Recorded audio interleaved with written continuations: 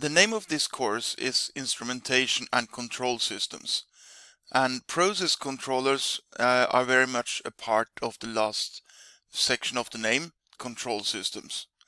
So for this first film we're going to talk about feedback control, on-off control, series and shunt control, duty cycle, and for the next films we will talk about PID controllers.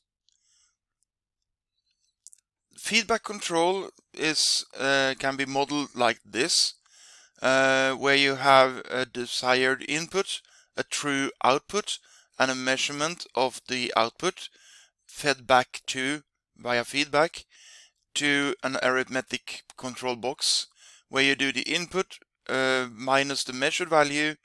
You get a deviation, also called an error, and this is fed to a control law box. The control law decides what to do with the deviation between the desired value and representation for the true value.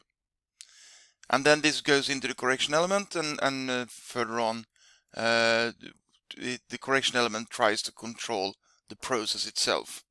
Having seen this block diagram, this is how it's sometimes made in real life. With, for example, if this process is to control the temperature of a tank, the process itself is the tank with a liquid and the tank walls and everything. The correction element is the one that tries to control the temperature here, and that would be a heater. The control law is a box that gets information from the measured value and from the desired input, so this is the input from the user, and gives information to the heater how much heating power to add to the process. And the measurement, of course, is some kind of a sensor.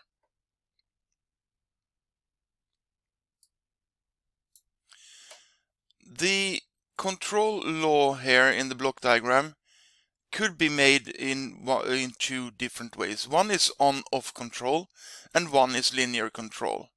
The on-off control is simple, low cost. So this is, for example, a panel heater in a building, where the power goes either fully on or fully off. So it goes on if the room is too cold, and then it's turned off when the room is hot enough. Linear control is more dynamic. So if we were to use linear control on a panel heater, we would use, like, say, 50% power when we are close to the desired temperature, but 100% power when we are far away. And if we are above the desired temperature, but we are quickly falling towards the desired temperature, maybe it's a good idea to turn off on the heater, basically like 10% or something, just to prepare for the curve going below the desired temperature sooner or later anyway. So this is more, it's dynamic, it's a bit more advanced, but then again it gives better control of the system as a whole. The problem with on-off control is that you will have oscillations about the set point. So the set point is here. This is the desired temperature, the brown dotted line here. And this is the true value. The heater turns off when you go above the line, and the temperature will drop sooner or later. So here it turns on, but it takes some time before the room is heated enough, and the panel heater also. So then it will drop far down and then go up again. And when it finally turns off, there is a time delay in the system, so the panel heater will still be warm, and then it oscillates like this. So and the oscillation is also called cycling. Of course, if the cycling is small enough, it really doesn't matter to us. Using the example of a panel heater again, if the desired temperature is 21 degrees Celsius and the top point here is 21.25 and 20.75, I guess no one would bother very much if the oscillations are about 0.25 of degree up and 0.25 down. But if the temperature swing here is like 5 degrees, it goes up to 26, it's far too hot for most people, and down to 17, well, that would be far too low.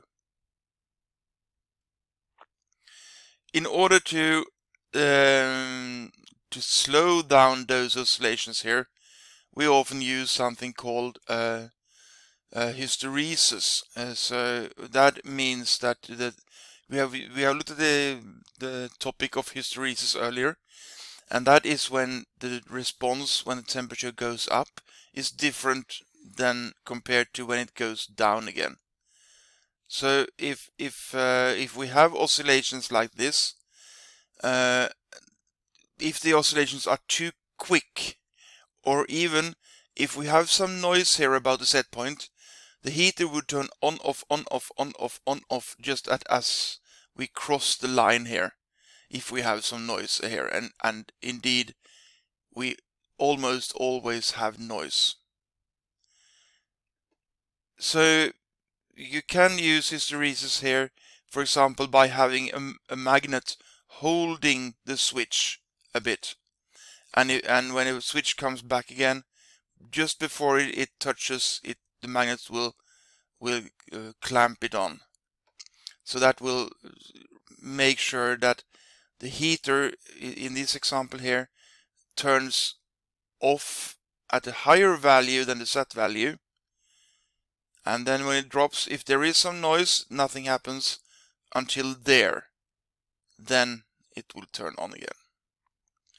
So the idea of using hysteresis is to reduce the swing frequency here and make it less sensitive to noise.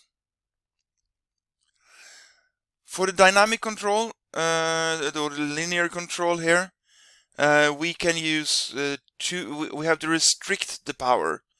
So you have the possibility of full power and zero power, but we have to restrict it to somewhere between 0 and 100.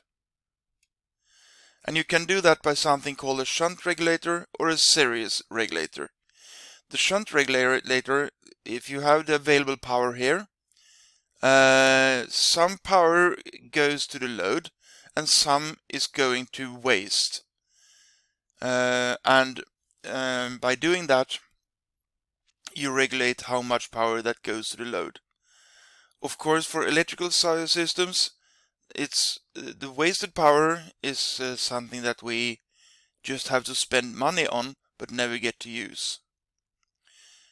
You can use something called a series regulator, where the available power in is restricted in a power restrictor, let's say valve, but something that lets through a part of the power.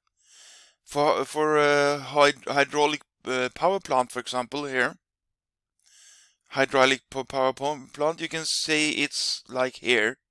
This one will restrict the available power in the reservoir and let in the desired amount of power to the turbine here.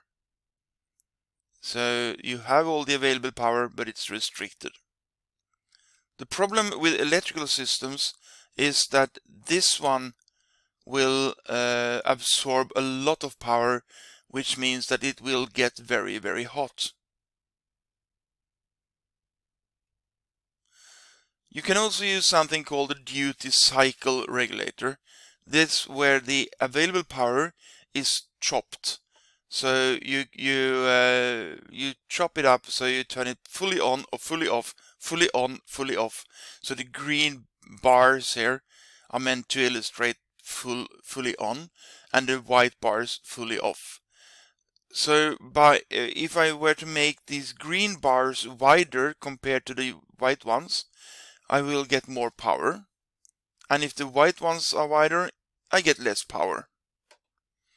So let's see, here is an animation, and now I have 100% power, and then going back to down again. See, the proportion of the on time goes less, and now other way, proportion of the on time gets longer. Note also that the frequency is the same. The number of pulses per second is the same.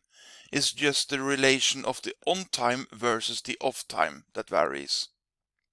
So now 100% power and going less, and all the way to 0% power here.